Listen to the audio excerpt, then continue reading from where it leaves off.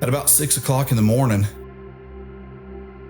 you hear Sergeant Coultry get on the radio, and you hear him. All you hear it's silent. 6:01, and then he calls again and says he's been shot. So when he's calling on the radio, he's not giving his location. We just know that he's been shot. Dispatch has no idea where he is. Man, that's downright mindful. We hold these truths to be self-evident, that all men are created equal. We just become best friends. Yep. We don't make mistakes. We have happy accidents. Mr. Gorbachev, tear down this wall. I don't need backups. I'm going to Harvard. Remember these words. If it doesn't fit, you must acquit. Do or do not. There is no try. I still have a dream. Welcome to Downright Mindful, a meeting place where we explore meaning, seek connections, and examine the relationships between people, events, and the ideas that shape our world. Hosted by me, Matt Paris, my friend and colleague Paul Sawswell, each episode will dive into thoughtful conversations that spark reflection and curiosity. Thanks for joining us. Now let's get right down to it. All right, welcome in everybody. This is Matt. I'm here with Paul. Say hello, Paul. Hello, Paul. And we have our first guest, as we sort of teased in our last conversation together. We're here with Zech Pike. Zech? Hey, how you doing? Zech is what is your title now, Zech? Safety and Security Coordinator. Safety and Security Coordinator for Bradley County Schools. Yeah. I know Zech from being a Clevelander, really, but we probably, did we bump into each other at school or just maybe bump into some of the same circles? I think I might have been a little older than you. Yeah. You got a family member maybe on the same grade level as me too. So yeah, that's what it connection. Is. Yeah, that's what it is. But Zech and I sort of grew up at the sheriff's office together. Zech did most of his adult life up until when did you make a transition? February 24. February of 24. So you're coming up on a year since you've made the transition from law enforcement to that county school's life. Now, Zech would never say this about himself, Paul, so I'm going to say it on the front end just to get it out of the way. Every now and then you'll hear me, if you listen to me talk very much at all, you'll hear me reference a team of detectives that I've joined back in the day, and they were a bunch of dogs, D-A-W-G. And they often led the state in clearance rates of burglaries and things like that. And I even said in that conversation, it wasn't because of me, it was because I joined a really good team. Zech is the heart of that team, okay? He would never say that about himself, and I can feel the tension from him right now as he tries to figure out how am I going to respond to that. He's going to do a Matt Paris deflection here in just a second. Yeah, so. That's right. So anyways, property crimes. You spent a lot of time in property crimes at the sheriff's office. What were you doing before that? I worked so I started out as a reserve deputy in June of 2003. Okay. And when I say reserve deputy, it's quite a bit different now than it was then. I mean, I worked 40, 50 hours a week for free, got some of the best experience of my life, free tax dollars. Taxpayers didn't have to pay me anything, but people trained me. So when I became full-time, I already had a good foundation of training when I got started. So they actually let my field training, be cut short because I had that additional experience. I could show that, hey, I've been with all these other people. I got to train with many different people on many different shifts. So that's kind of where I started. So let me throw this name out there, and I may get this wrong. If I do, correct me. Ted Moss? So Ted was big in the reserves then. He was a captain in the reserves. Yeah. He's somebody that I kind of started out working around or with early on. And Ted had always been around. He was big against drunk drivers and trying to catch them. because he was the victim of a drunk driver crash. So he kind of started it. And that's one of the first names that I got involved with when I got there early on in 03. Mm-hmm. Now, was Ted Moss directly a victim, or did he have a family member killed by a drunk driver? No, I think, I don't want to get the year wrong. I will say early 80s. And I want to say his car overturned and caught fire. And he actually has skin grafts on his legs from it. So he was the victim of a drunk driver. Do you know what Ted's main occupation was? I always wondered that. And I never knew him well enough. His family made mops. They made mops? Made mops. Seiko Mop used to be on APD 40, one of those factories there. So he's kind of a businessman. Yeah. I remember this guy. I was in the jail back in that time, and this guy would show up every couple weekends, and he'd show up in a patrol car in a uniform with some drunk guy in the back that he'd found driving drunk. And the story always was that this is just a regular guy that just has a heart against drunk drivers. He wants to get drunk drivers off the street. So hold on. Let's pause here just for a second for all the non-law enforcement people. Yeah. So when you say reserves, I think of hey, Army Reserves. But if you're in the Army Reserve, that's not free. Right. So back up just for a second. Sure. And tell us what it's like to fill out this application, right? Knock on this door, talk to this person. Give me a little bit more of that. Application process is the same. So you fill out the same application, whether you're a reserve or full-time, and you go through the process. At the time, we give polygraphs now. At the time, they didn't have polygraphs. We had what was called a voice stress analyzer that you had to take, which some people call it junk science. Some people say it's accurate. But in reality, what the person's doing is looking at how you react to tough questions and trying to determine whether you're showing signs of deception or not. It's called a voice stress analyzer. They don't use them anymore. Some agencies may, we don't. When I say we, it's kind of hard for me to get away from saying we. I no longer work there. They don't use those anymore. Sounds like fun though. You should do that in class. But when you get there, you go through training. You begin riding with people on patrol. Now there is a required minimum of training. I think it's 120 or 128 hours of training that you must receive before you ever sit in a car. Now, then It wasn't the same. Then you just started riding, but you were required to get your 40 hours of in-service every year for training, just like the full-time people. But like I said, now you have to do it 120 or 128 hours starting out before you ever even get into a car. Now, how old were you when you started this? And what else were you doing since this wasn't your job? I was 21. Okay. Yeah. And I was, I started out criminal justice at Cleveland State. And I'll be honest, at that time, didn't really go to class much. I was younger, just didn't know what I wanted to do was one of the things. But then once I got there and became a reserve, I knew what I wanted to do. I knew where my heart was. And after a short time, so I started in June of 03. In January of 04, I was accepted into the police academy at Cleveland State and began police academy training, which was, I think it was 10 weeks at the time, numerous hours. And shortly after that, at that time, I'll tell you how the difference in the days go. At that time, you couldn't get a job in law enforcement. You had to wait for someone to leave before you could ever even try to get a job. So I graduated in April of that 04, and I was a reserve. I had lieutenants on patrol calling me saying, "Hey, can you come work a shift for us?" And I'd go work a full shift if I could. And it took me till November to get a job. When someone left, I was able to get hired during that time. Yeah. But here I am. I mean, they see my face weekly, sometimes daily, and it was just a battle to get a job back then because people wanted to be in law enforcement. Yeah. Yeah, Matt's told me about that process of what it's like now. And even teaching back in the day, I felt like you needed to know somebody. You had to kind of wait your turn. And now, I mean, we need teachers for sure. How much older are you than him? I was born 81. 84. Yeah. So, yeah. Couple years, approaching 3 years. Yeah, for sure. But I think we've talked before. Our badge numbers I think we got hired very close. 1762. Mine's 1758.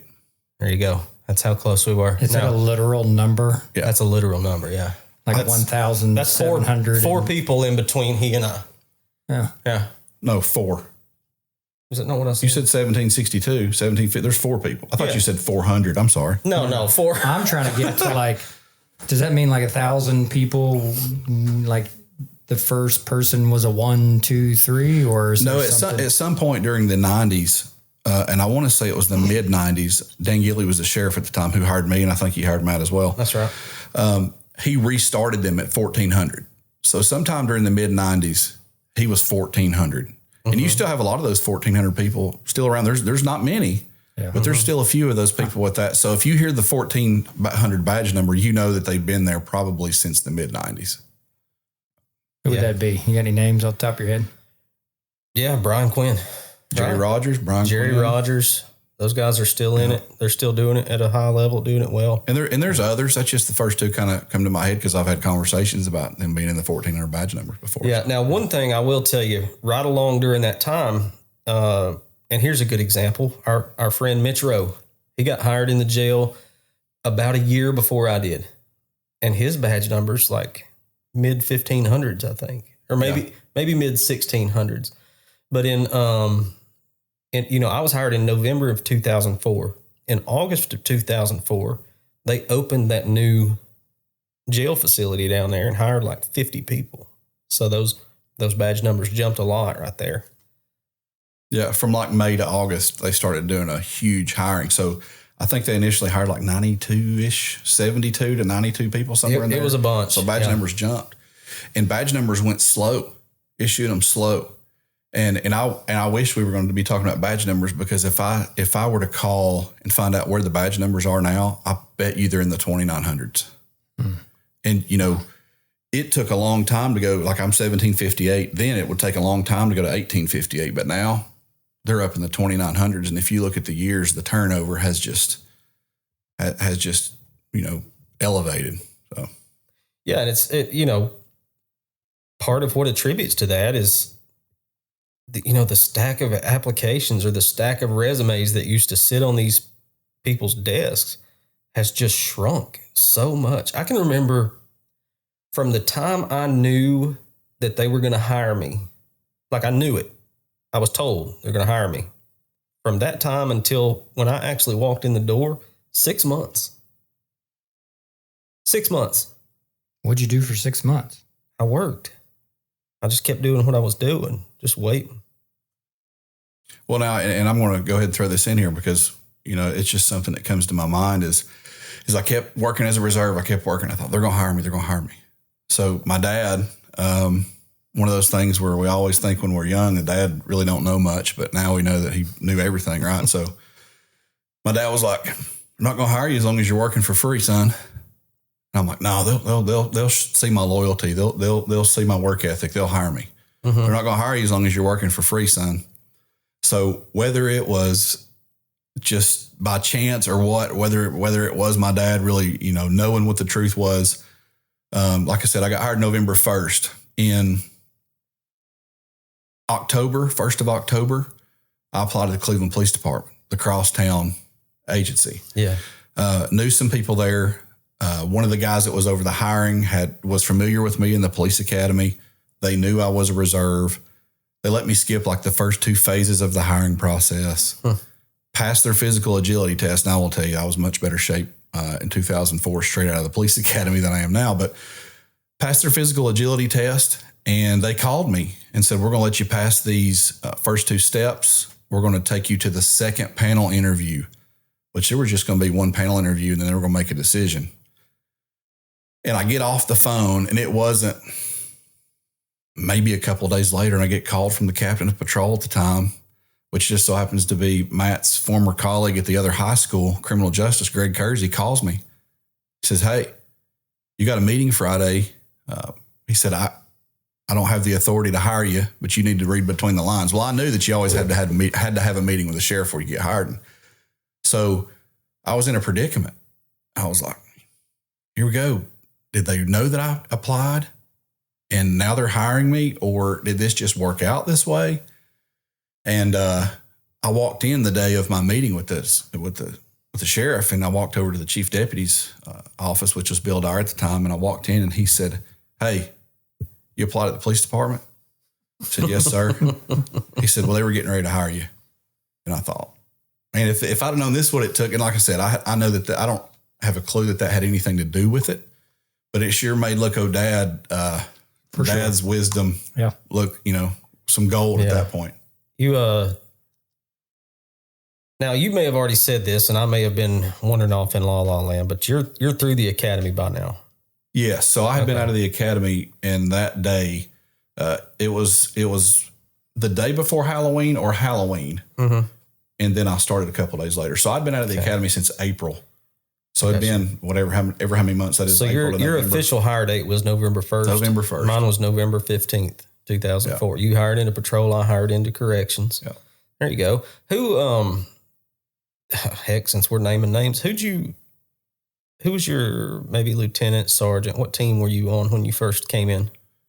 Well, we kind of bounced. So when I first started in 2004, we were 12-hour shifts. Mm-hmm. So at that time, the lieutenants rotated. Everyone stayed on the shift. And then when you got hired, you were straight night shift, 12-hour nights. And you didn't have the opportunity until someone left day shift to go. Mm-hmm. So the lieutenants rotated. The sergeants that I had on the shift, Dennis Goins, and then I rotated Keith Edwards, Terry Norwood. They rotated back and forth. All right, Dennis Goins, he's still doing it. He's still there, yeah. Did Keith retire? He did. He retired, I think it was after 35 plus years. What's great, I was there at his retirement party, got some photos made with him because the guy was my SRO when I was in high school, wound up being my lieutenant on patrol. So it was pretty cool. Yeah, and Terry, he's been retired for some years now, hasn't he? Yeah. Okay, very cool. What about some sergeants you worked with? Well, a couple years later, when Tim Gobble was elected as the new sheriff, he wasn't new to law enforcement. He was new to being the sheriff. He was a former federal agent, Secret Service. Yeah. They kind of restructured the way shifts worked. And when they did that, they put us on 8-hour shifts. And then every shift had a lieutenant and 2 sergeants. So then I had Terry Norwood was still the lieutenant. Yeah. But then I gained Clint Denny. Okay. And Bill Coultry was the second sergeant. Bill Coultry. Yeah. Bill Coultry was my sergeant. At some point, he moved to, I think it had a lot to do with his injuries on patrol. Mm-hmm. He moved to corrections into that transport unit that I was on. He was my sergeant there, so I got to know him pretty good. Were you working that night? Yeah, absolutely. First of all, for those that don't know what I'm talking about, especially Paul in the room, you got a story with that? Sure. So I've kind of got a strange memory about dates and times. Things that are significant, can remember dates and times and just put it in perspective. So Coultry was shot in the line of duty early one morning. And why it was just so weird is we had a brand new sheriff. He'd been there 2 months. Well, I'll say 2 months. Yeah, because it was at the end of October. It was October the 28th. It's 2006. October 28th of 2006. Yeah. Gobble had been sheriff for almost 2 months. He came in probably the 1st of September. This was the 28th of October. So he's been there about 2 months. They say Southern boys mark the years by the cars they were driving. Well, sometimes I mark it by who was sheriff and how long they'd been there. Yeah, and makes a lot of sense. I know in 2006, Tim Gobble was elected. Yeah, I have some cars that I've owned, and I'm like, when I own that car? Oh, yeah, so-and-so was sheriff. And I do the same thing. It's kind of crazy. It's those 4-year increments, and you don't want to even get to the end because there's going to be an election and a campaign. So, But no, when they did that, they restructured and they put us on 8-hour shifts. And then everybody had a couple of days off and then it backed up and it was just, you had 2 days off in a row, which was different. We were all learning that from the 12-hour shifts. Yeah. And I think he put, he set a minimum of like nine people on a shift or 9 working at a time. I think there was more than that, but he set like a minimum of 9 working on a shift. But what wound up happening was we had, you had people off and then you might have people that are on military leave. And then you wind up, back then, you were fortunate. You were fortunate if you had 6 people working on a shift, and that was usually 1 per zone. That's north, south, east, and west zones, and then you had 2 supervisors, a sergeant, and a lieutenant. You were fortunate to have those. Yeah. Gobble tried to increase it as best as he could, but some nights you just couldn't get the people that you needed. Yeah. So on October 28th, there are 6 of us working to start the shift. Lieutenants sometimes didn't always work a full shift. I think they had to work 8 hours and they were able to go home. And so sometimes they went home early because you had a sergeant who was veteran. They knew how to run the shift. Mm-hmm. So we had a sergeant and we had 4 deputies on the road. That was 1 per zone.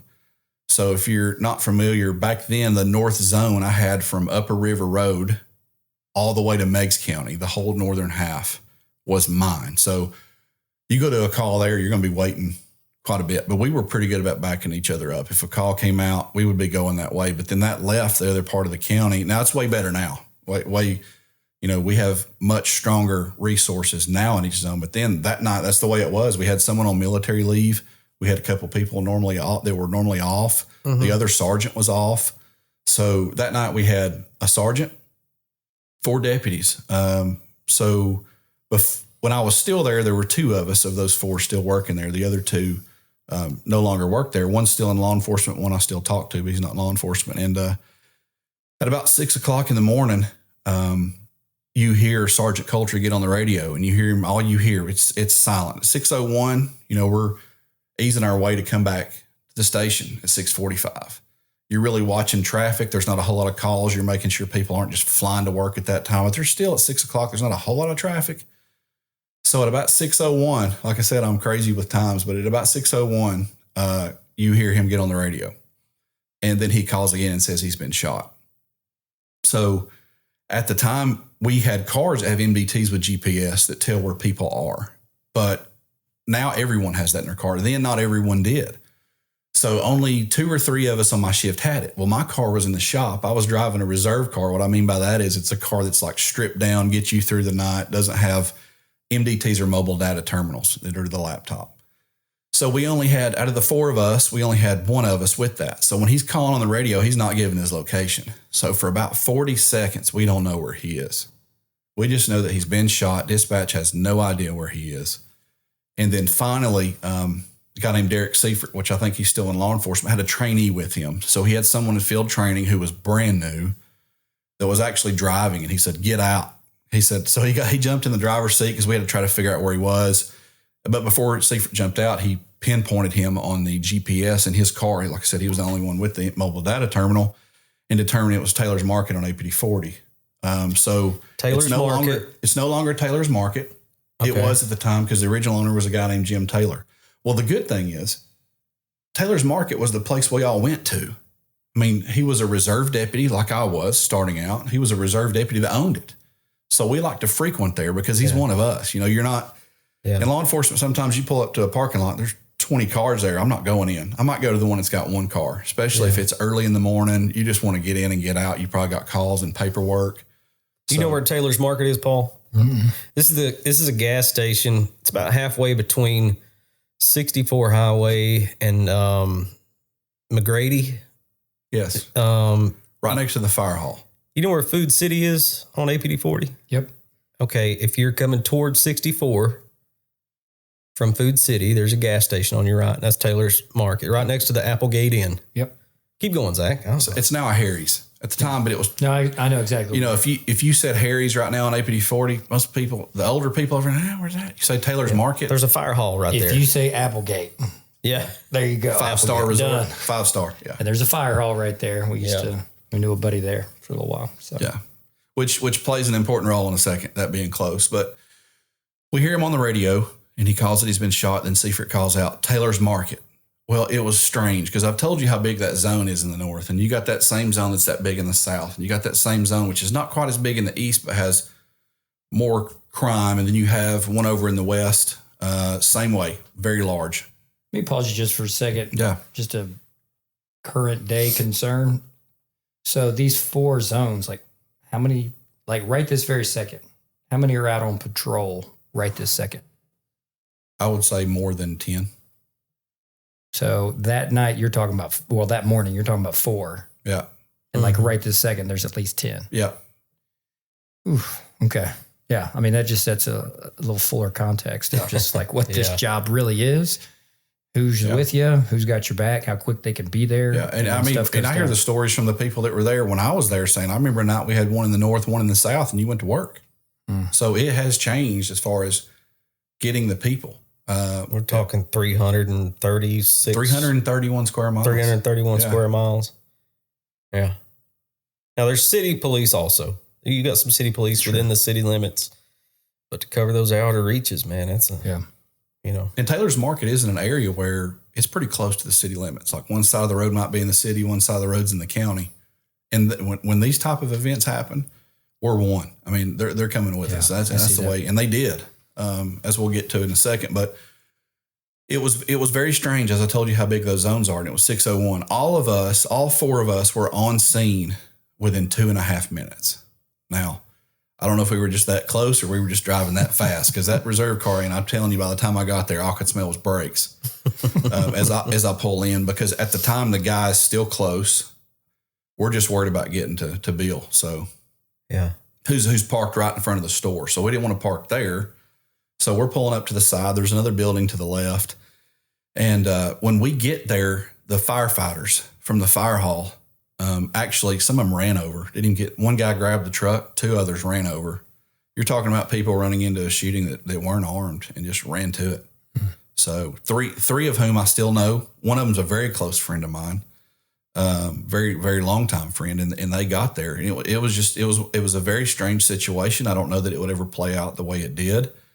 Again, now that I've been in law enforcement so long, I don't know that we would have done some of the things that we did to protect ourselves, but it was strange. We pull up and he's in bad shape, and there's a lot of blood. I'll just say it. Where's he at when you pull up? He's right in front of the ice machine at Taylor's Market to the left of the So he's still on the ground. He's on the ground. He's not been tended to yet. He's got blood all over his car where he went back to the radio.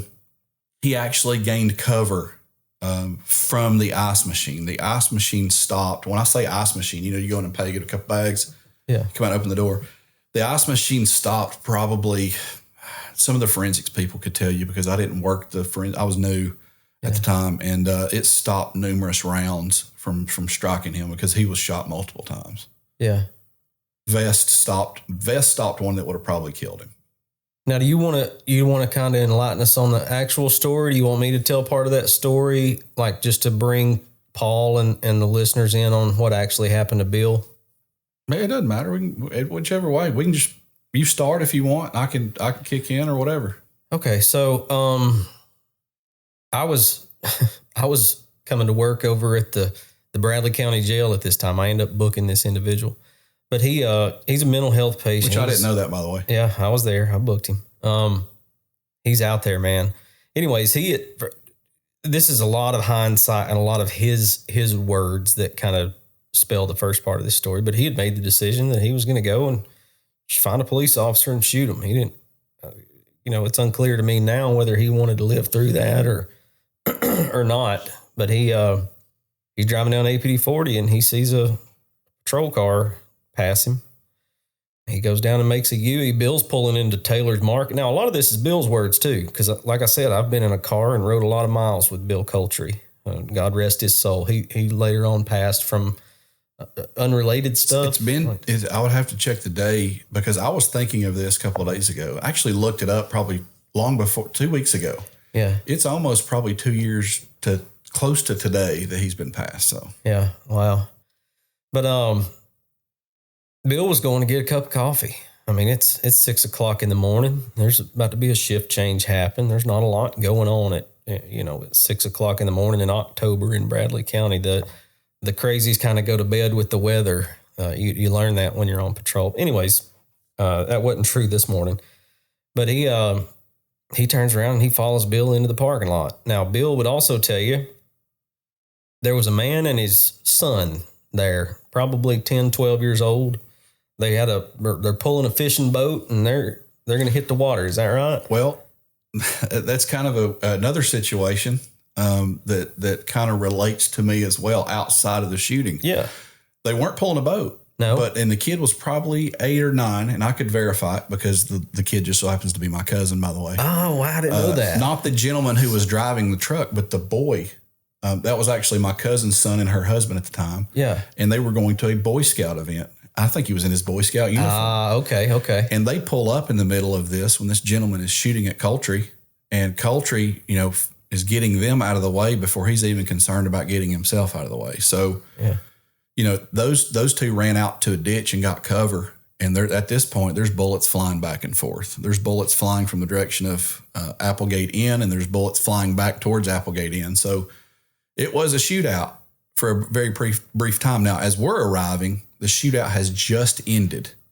as we are pulling up to the scene. Yeah. So Bill tells me he's walking in to get his cup of coffee, and he hears somebody say something to the effect of, "Hey," or what, and according to Bill, he's thinking, here's somebody going to ask me for some directions or something. And he said he turned around, he saw a man with his hands in his coat pocket.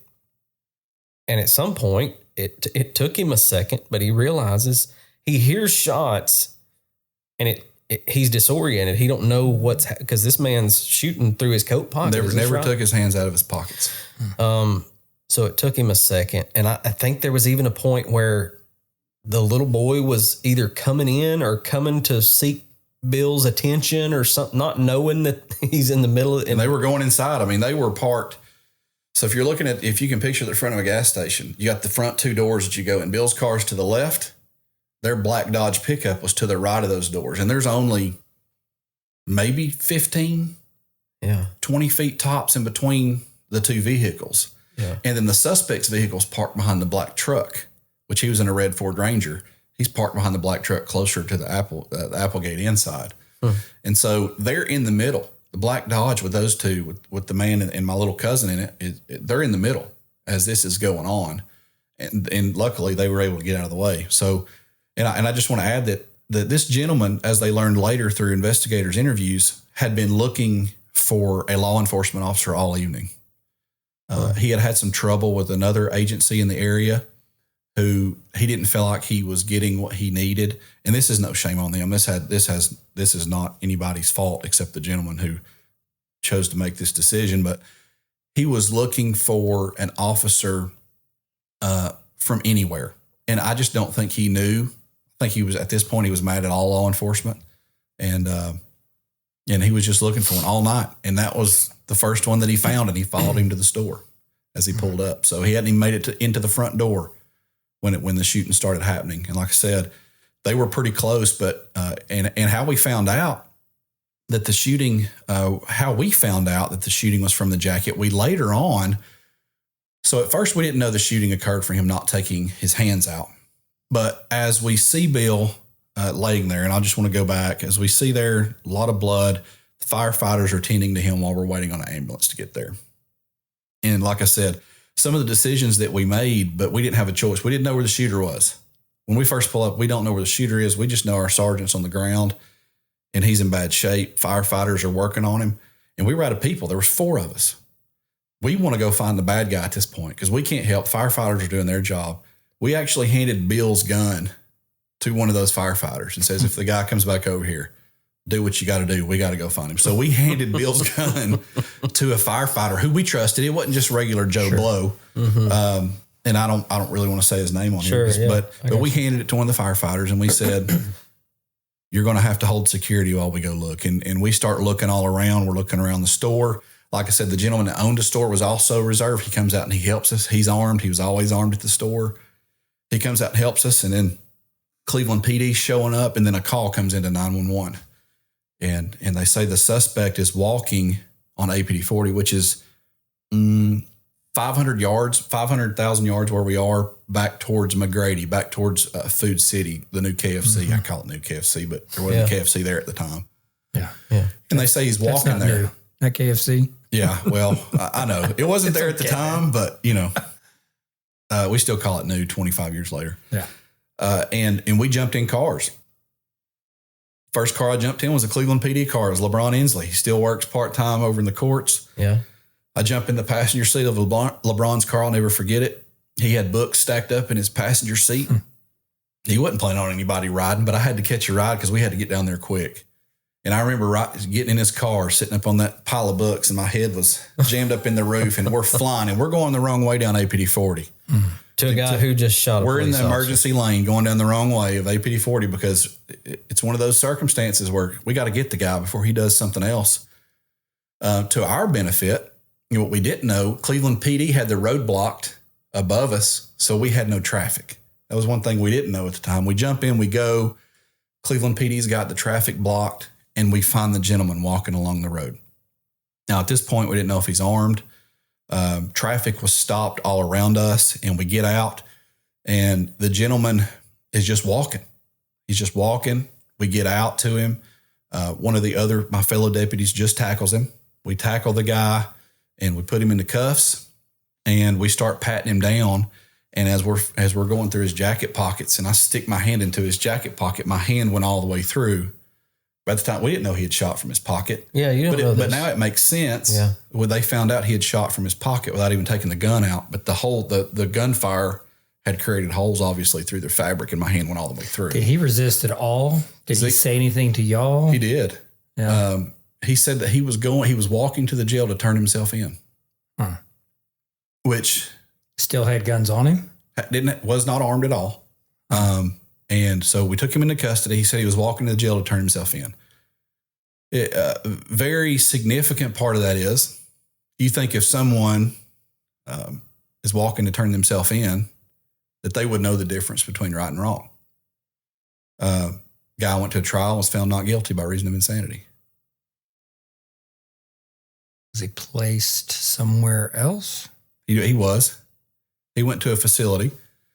But he was found not guilty by reason of insanity. And we were devastated because, that was something that, but I'm not a lawyer. I wasn't in the courtroom. So yeah. I didn't get to hear it as being a witness. I didn't get called to testify, but it was one of those things that he was found not guilty by reason of insanity. How much, you just mentioned that he said he was going to jail to turn himself in. Did he seem, I don't know if normal is the right word. And I'll tell you why I'm asking this. By the time he got to the jail, and this could have been hours later, I don't know if he went for an evaluation at the hospital for physical issues or what it was, but there was some time that passed. And he came to the jail and was just almost catatonic, man. Just barely would speak. When he did speak, it was usually like a yes or a no. And now, this is a man who knows he's in trouble. So he's just staring straight forward, just almost very stoic, just very. And we were told later, and this is just kind of down a side road, that the guy was a cartoon artist, drew cartoons for a living and had made quite a bit of money doing it. So this wasn't. I didn't know that. Someone who didn't have a job, someone who didn't have this or that. Yeah. That's what we were told, is he was an artist and he had made quite a bit of money. Wow. Drawing. Huh. So Bill, were you pretty close with Bill at that time? Yeah. I mean, he was very easy to get along with. He was one who would cut up with you, but he was also business. But it's those supervisors that you get that you want to take care of. I don't want to disappoint them. I don't want them to have to I don't want to have to make them tell me do something. I want to be sure that I'm taking care of them, making them look good. That's your job, is to make your supervisors look good. Yeah. I've spoke with people on that exact idea. And Bill Coultry is the perfect example. He's one of those guys that he'd treat you so good that you'd fight for him. Like you didn't want to let him down. And he never did it with a stern hand at all. He was always fun to be around. Always had a joke, always had something. What do you walk away from being under the command or just in the proximity of Bill Coultry? What do you leave with? Just jokes, really, jokes and memories, and just getting the job done. I mean, he made the joke later. So he was in the hospital for quite a bit of while. One of the rounds actually struck him in his arm and traveled all the way from his wrist all the way up his arm and then came out his elbow. So it ripped his forearm area pretty good. Mm-hmm. And he wound up not having full function. I mean, he came back to work in law enforcement, but he didn't have full function. Always wore a sleeve. But it would be, he probably had 80, 85%, 90% function of the arm. And when he came back to work, he said, you guys coming to the Christmas party this year? So this happened in October, He's like, you guys coming to the Christmas party this year? Yeah, he goes, I better win every award they got in that box over there. he said, except for the sharpshooter, because I didn't hit the guy. So as he was returning fire, he didn't strike the guy, but he calls him to not get back in his truck and leave on foot, because the guy could have gotten his truck and took off and went mobile, and then would have had another mess on our hands. But that was his joke, is you guys need to sit at my table because I'm going to win every award in that box except for the sharpshooter. So, now, was the shooter's weapon on scene? It was. It was under the back bumper of that black Dodge truck. Okay. The the civilians that came up. Now, didn't Bill do some pretty high speed stuff in his day? Didn't he do some investigating? So yeah, he did. And the things that he was passionate about actually drew me to that type of investigation. That's cold cases. I love working them. Got the opportunity to work a few. Won't say that I was successful as in the level that I want to be, but I got the opportunity to work a few. And it was because of some of the things he was doing that drew me to that. So Bill had been working on a 54-year-old cold case at the time with Greg Kaler. Rest in peace, Greg Kaler. He was a longtime Cleveland Daily Banner writer as well. Was a friend of law enforcement. He and Bill teamed up early on, and then Bill wound up getting shot and was in the hospital, and it kind of put things on a delay. But while Bill was out, not working on patrol and healing up, those two had the opportunity to start working that case and found a lady who had been missing for 54 years from Bradley County. Kathleen Wrinkle was her name. She was going to a job interview in Chattanooga, and they always thought she took that path, but Bill had a theory that she went towards the Ocoee. And they get down there and they searched a couple times and were not successful. And then one time, shortly, either during Bill's healing or right after when he came back to work, divers went back down and pulled up several pieces of her Bel Air car, a camera, some bones, women's stockings. It's in Parksville Lake. Some glasses. Yeah, it's in the bottom of Parksville Lake. The car was in no shape to bring up, so it's still down there.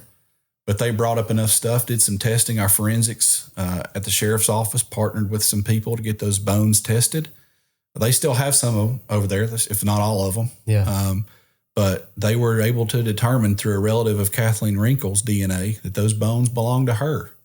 So 54 years later, they find her remains. Divers go down and help them bring up remains, and they were able to get some closure for our family. So Wow.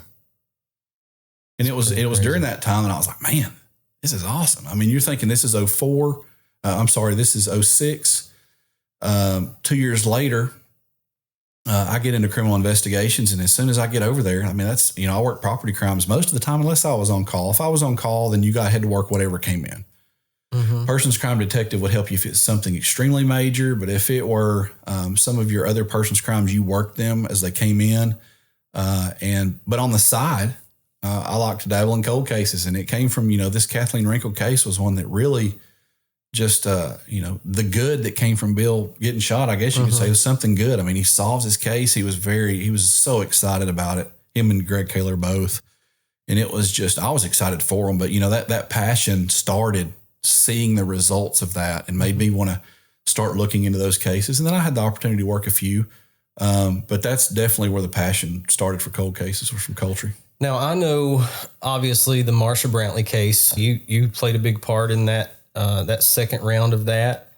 But for those of you that don't know, Zach worked a cold case that is that still a cold case, I guess? Yeah. Marsha Brantley. And I want you to talk about that here in a minute. Makes it all the way to 48 hours. You can go right now on 48 hours and find Zech Pike on there talking about missing Marsha Brantley. But what's the first cold case you get on? When do you finally get to dip your toes in that water? You've said that, Bill Coultry and Greg Kaler kind of lit a fire. Some things happened. Yeah. You end up in property. What's the first one you kind of get to work on? Well, so what I did was I kind of went to some of the person's crime guys that have been there longer than me. Barry Tharp. Oh, yeah. Barry Tharp. Yeah, he's a longtime forensics expert. Mm-hmm.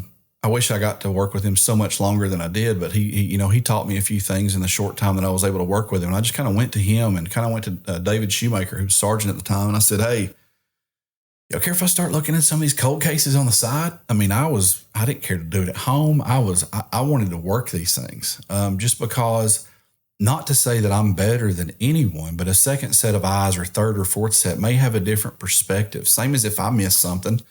Many times I've missed something as an investigator. Maybe my partner was one that saw something different or could get that confession that we needed that I couldn't get. So it was good, as I called, to brother-in-law off each other. If one can't get it, maybe the other can. But Barry Tharp and Shoemaker would be the ones that I would have reached out to start that. Hey, what kind of cold cases do we have? And there's a few in Bradley County. Mm-hmm. Nothing outrageous. But there are a few of them, yeah. Yeah. Very cool. Very cool. What do you think about all these stories, Paul? Well, speaking of the new KFC and Marsha Brantley, so I was at Lee while Marsha Brantley was there. I mean, like, Sarah and I knew Marsha. We rolled up to that KFC one time and saw the missing posters that had been put there, and we hadn't heard anything yet. Saw her face on there and all that has become. And I mean, I didn't know that you were on 48 Hours, but I knew of the 48 Hours and just all of what that is and was and continues to be. But no, I mean, it's mind blowing. But here's my question for you, though. So you've taken this coordinator position in Bradley County Schools. So does that passion, that ambition, that desire to do that kind of work, has that just, you're in a new season of life and it's just kind of faded? Or have you just made a decision that I'm going to do something else? Or you're just a guy that has lots of interests and, this is your next opportunity to do something? It's kind of strange. I never thought I would get the law enforcement, to get that out of my blood, as they say. I never thought I'd get it out of my blood. But it's been strange. I kind of have been able to, but Marsha Brantley is one that will never leave my mind ever. So the passion, I hope someone finds her. It doesn't have to be me, and it's not going to be me, but I hope someone does. I don't care who it is. That's right. But we talk about those that will haunt you. That's the one. So, yeah, Zach, he's talked to me a bunch about nights where he lay awake and just wonder where Marsha was and try to figure on where to go next in that case. Because there were people before me that paved the ground that I got to walk on that one. And there was a special agent with Tennessee Bureau of Investigation that did a lot of work. And I tell him that all the time. And he doesn't receive the credit he deserves. He wasn't given the freedom to go on CBS 48 Hours, but he was one of the ones that paved the ground that we walked on. And then Lieutenant Shoemaker, who's now Captain Shoemaker over the detectives, worked on it for a long time. And when he got promoted to lieutenant is when he came to me and he said, "Hey, how you feel about taking the Marsha Brantley case?" This was like 2011, probably. It started in 2009. This was probably 2011. And I mean, it was one of the greatest honors. I was like, let's go. So, but, and like I said, I brought some small perspective to there that give us some leads in some places that we could confirm some significant circumstantial evidence. But like I said, most of the road paving was done by Special Agent TBI. Like I said, I'm going to give him all the credit that he deserves because he does. But then we took ownership. He and I began working together. We did things together. I see him in a restaurant all the time, and that's the first words that come out of one of our like if I get a phone call from him, he'll call me randomly, or I'll call him. He'll answer it and say, "Did you find her?" And it's kind of a joke, but it's kind of not, because we both want to know if that's the call. So, yeah. We share sort of an experience here. We both spent most of our adult life with a badge on our chest, and now we've sort of transitioned to this civilian life. What's that been like for you? I can remember for me, it's just different. I don't know how to explain it. It's just different. I wrote a little piece when I first came out about how long it took me to stop checking my belt. Like when I would get out of my car, not that I wanted to check and see if my gun was there, but like there's just this little movement that I didn't realize I had until it was gone, to where maybe it's just an adjustment or whatever it is to make sure everything's in line. I would reach for, and I shared with somebody here a while back, we went to a training at First Baptist, and this is the first time it's happened in years, but I got out of my truck, and this is 7 years removed. I got out of my truck and I reached for my gun it's not to put my hand on it, it's just to feel it there. But there was a lot of those in that first 6 months, man. There was a lot of still evaluating people in a certain way. I'm still, and maybe you didn't do this, but I remember when I was the police, and especially when I'm on duty, anywhere I would go that I'm in a crowd, I would always look at people's waistline.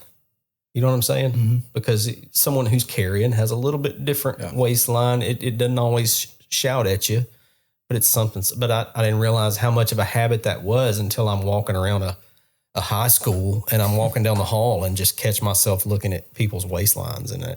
But that's what made me write that little piece, was just like, That's why I didn't realize how much of this I had until it was gone. So what's that been like for you now that you're getting close to a year out? It's really been great. I'm thankful for the opportunity that I was given, and I love it. I love the change. I'm never going to forget my roots of law enforcement. Sure. But I think I have the best of both worlds. I'm not completely out of it. I get to work with the school resource officers daily. And a lot of those I already knew, which was great. I already had those relationships I knew every SRO at every school already. So I could come into this role and be able to continue to build those relationships. But, my biggest obstacle then was I had relationships to build with staff and principals, and not just principals, but I want to build relationships with teachers as well. And some of the students. And I'm working on some things to try to maybe bring all that together with just some different responses to things and doing some training. But it has been a great experience. Sheriff Lawson, who, I worked for so long, it wasn't one of the funnest conversations that I ever had to go in his office and tell him that I'd applied for a job at the school system, because he's someone that I'm loyal to. Like I've worked with him for a long time, and he's the passion for property crimes. And we worked so hard to solve property crimes for people, because that is kind of what he strived. We often made jokes that, if there was a dead body, Lawson wouldn't be concerned unless it had a stolen ring on its finger, because that's really a joke. But he was very big on property crimes. It is a joke. I've also heard it said that Steve will step over a dead body and check the serial number on a string trimmer. Yeah. But no, he's important. He's very, it's not true. Persons crimes are very important to him too. But he came from a property crimes background, and he believes that your home is your most private place.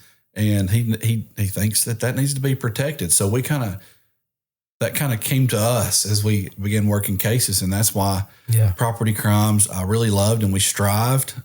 We did pretty good as a team. We would always be angry when the stats came out. Now, stats are stats, but ours were pretty good because of our team, the people that we had working together. And we were usually in the top 4 in the state in clearance rates. And we would get angry because the small counties, they may have had like 5 burglaries for the whole year. Yeah. Might beat us out on a clearance rate, because we were, in those days we would have 300 a year. Now it's significantly lower, but we would have, 300 in a year, and we're trying to work those. And burglary crimes are tough, especially if it's not someone who's close to the victim, because we always said in property crimes, before you look for an outlaw, you look for an in-law to do those types of crimes. And if it weren't the in-law or the friend or someone close, they were tough. But we have other resources there. And like I said, I keep using the word we because I worked there for 20 years, but it's not we. They have resources who can do things such as some other forensic work, or they can do some analyzing things that assist property crimes all the time. When you have no leads, those forensic folks can come through and really give you exactly what you need to make a case. So, yeah. In-laws before outlaws. Yeah, for sure. Yeah, I get it. Yeah. That's got to be the first question at a burglary is like, who stole your stuff? Yeah. With that wink, like who's... And you learn to work those. Who's been here? Who do you know? Who hangs out here? Who comes here? And people who do burglaries usually have a reason to do them. I have never met one who didn't have a reason to commit the crime, whether it's money, whether it's a drug habit, whether it's something. There was always a reason why they did it. Drugs are often linked to those types of crimes. And, I've talked to some people in law enforcement, and this is pure speculation. I've done no research when I say this, but as I've talked to my other buddies, and I'm like, hey, man, why do you think it's went from like 300 burglaries down to, maybe 100 plus a year? And people are saying that methamphetamine and heroin? No, but the fentanyl. Yeah. Methamphetamine and fentanyl are different. Methamphetamine hyped you up, where people would hook a truck up to the wires in the breaker box of a new constructed house and drive off and rip the wires out as they're going down the road, and it destroys the house, but they've got copper. Yeah. But now, when you look at the other drugs and you look at all those things, and the reaction is different from the heroin and the pharmaceutical grade, and people are lethargic. It's making them lethargic. They're not wanting to go do burglaries. They're, it's almost like the burglaries have went down. It's almost like burglaries are on the scale over here, overdose deaths on the scale over here. Burglaries have went down and overdose deaths have went up. And I hate to make that comparison, but that's where you see burglaries have dropped, but the overdose deaths have spiked. Yeah. Because the different, you didn't really hear about, you might have heard someone who was on meth may have had a heart attack or something, but they were nowhere near the deaths that we have now on opiates. So, yeah, it's like whack-a-mole, man. You know, this sounds really pessimistic, but everything we do, whether it's from an investigation standpoint or from a legislation standpoint, we don't ever really take away the evils or the problems. We just give them a different name or a different number. I'm referring mainly to, like, you mentioned methamphetamine versus fentanyl, and then along in there, there's methamphetamine conversations to have in this area, especially. That's the years when everybody had a shake bottle and was, you know, trying to get their hands on Sudafed. And then there's the years when legislation happens and that becomes a lot harder to do. And meth starts coming, you know, flooding up through Atlanta from the border. That changes the economics of it. But also during that time, you have sort of a remanufacture of oxycodone. Now, all of these things changed and they improved. You could find certain stats that they would greatly improve, but you'd have one of those stats somewhere else that would just spike and it would go through the ceiling, you know? So yeah, I get what you're saying there. It's like whack-a-mole. Paul? The other thing that Matt struggled with getting into the school system is that he had breaks. And whenever he would have a break, he always felt like he needed to be doing something. Like, no, man, this is a break. Am I right or am I right? Yeah, there was a period, especially early on. I mean, there was a period that even bordered on, you know, guilt. Yeah. Like, yes. I'm supposed to be working. Yeah. I'm supposed to have a fire to put out right now. Mm-hmm. Well, just like tonight, I mean, I come over here often just to chat with Matt weekly, and I brought my backpack to do some work, and then I found out that here I am on Downright Mindful. So, no, we have plenty of time to do the work. Yeah. But I feel the same way when I'm off, and I made that point. I had some things come out before we left for break, and you know, I had, you know, my wife's also an educator, so I have that point of view, not necessarily from a secondary level. She's an elementary level, but I will tell you, this break came up, and man, it's been fantastic. We had the opportunity to do a little bit of traveling together because my boys were out, my wife was out, we were out at the same time. Mm-hmm. So we had the opportunity. We went into Florida for a few days, and I will say that the break's been fantastic. But I do say, yes, I feel like when I get here, I'm like, I need to be doing something. There's something that needs to be done, and something I need to be planning for. So I tried to do a lot of that before I left, and tried to get a lot of people started before we left, because I didn't want them to feel obligated like they had to do something while we were on break. Mm-hmm. And I sent out an email specifically saying that, don't feel obligated to do this on break. We can take care of it when it gets back. I just wanted to send it out while it's clear on my mind. So, but no, it's been great. The transition's been really good. But like I said, I still get to work with those men and women in law enforcement. Yeah. But I am definitely happy to be here working in the school system for sure. Yeah. That's good stuff.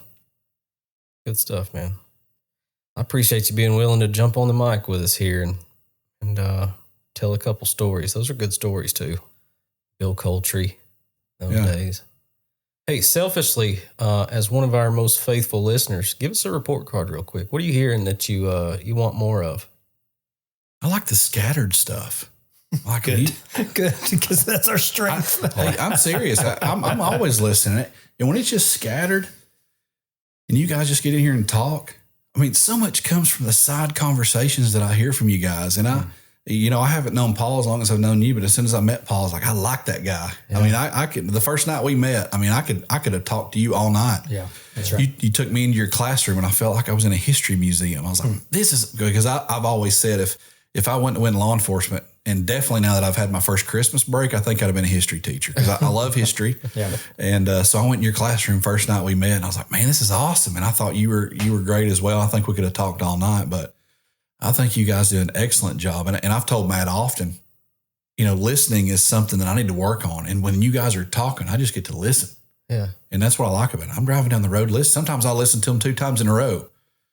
Just to hear it, to see if I missed something the first time. So I like the side conversations, and when you guys are just throw it out there.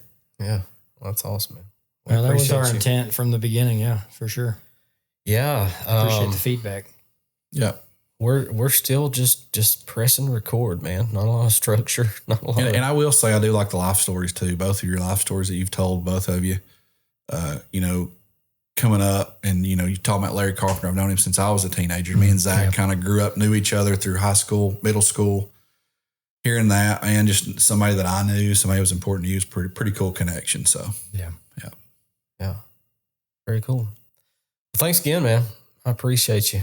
Paul, you got anything you want to ask Zach, or any direction you want to take this conversation before we press pause? I'll just give you a word of encouragement. Enjoy your breaks, because this has been the rhythm of my life since the fall of 2002. I've been teaching for 23 years. And the breaks for me aren't always rest, because I have so many interests. I think you do as well. I think Matt does as well. Yeah. And what we use for breaks now is just the chance to do those other things. Because, once class begins, a different rhythm to the next break. And then at that break, if there's been something that I've really been wanting to do, I have the chance to do it. Pursue your interests. This is a very unique opportunity. The way these breaks are just travel, enjoy, be present, but still be ambitious and still keep, anything you want to read, anything you want to listen to, anything that you want to create, because you're a creator as well. Just do those things. I'm excited for anybody that transitions. That's why I'm a fan of Matt. I'm a fan of everybody in the CT department, because you're usually bringing some other life experience to the hallways, to the staff, to the kids, to administrators. And I just love it, man. I'm a fan. It's a big deal. I love that Matt has connected us together. So we'll do this again for sure. Yeah, man, for sure. I'll be honest with you, Zach. I worried that you were going to be so stoic that you wouldn't want to talk on that microphone. But you, my brother, are a storyteller. Well, I will tell you that the whole ride here, had no idea Paul was going to be here. I thought you and I were just going to do Let me tell how this happened. Yeah. So Zach comes here every they called us and said, hey, the world has problems and we need them solved. So Zach and I started meeting on every Sunday night. And how long? For how long? It was a couple hours. No. How long have you been meeting? We are maybe 2-3 years, maybe. Oh, at least maybe 4 years.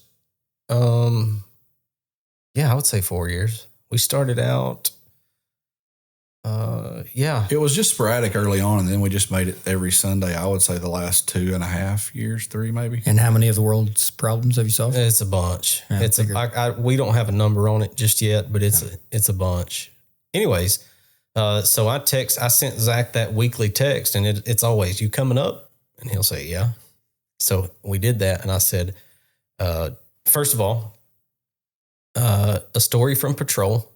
Second of all, I don't remember. I gave him kind of a list of some things to be thinking about, but I had told him, I got a surprise for you. Don't be mad at me, but be thinking about these things. And he just texts me back, So I come in, I sit down right there, which is normally where I sit, which is fine.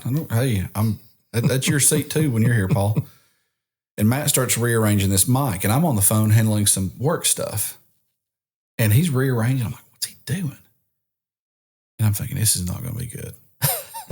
And he's like, hey, I got a surprise. Paul's on his way, and you're going to be our first guest on Downright Mindful. And my heart immediately just started beating through my chest. It did not. I don't believe either one of you. And I was like, so I walked out here. I was like, I need to go get my AirPods. And I walked out to Matt's wife and said, I'm leaving. She started laughing, and she said, I know you're not.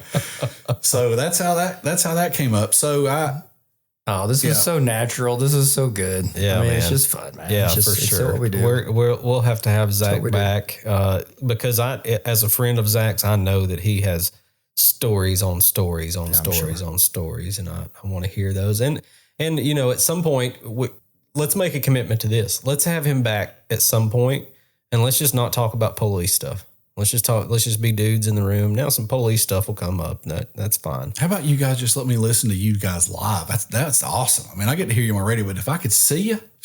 Oh, if you're here, you're going to have a microphone in front of your face. For sure. I truly enjoy listening to you two, and I mean that 100%. Well, I appreciate it, man. Zech Pike, everybody. Director of Safety for Bradley County Schools, former detective with the Bradley County Sheriff's Office. Thank you so much for coming on. Comment, like, share, do all those things. Let us know if you have any questions for Zach. We'll pass that information along to him, and we appreciate you. Paul, you want to close with anything? That's good, man. Thanks, Zach. Appreciate you guys having me. Appreciate it, Zach. Thanks. Man, that's downright mindful. You've been listening to Downright Mindful with your hosts, Matt Paris and Paul Salzville. Produced by Josh Morris. Intro and outro production by Derek Kinsey. You can find us wherever fine podcasts are downloaded. Thanks for listening.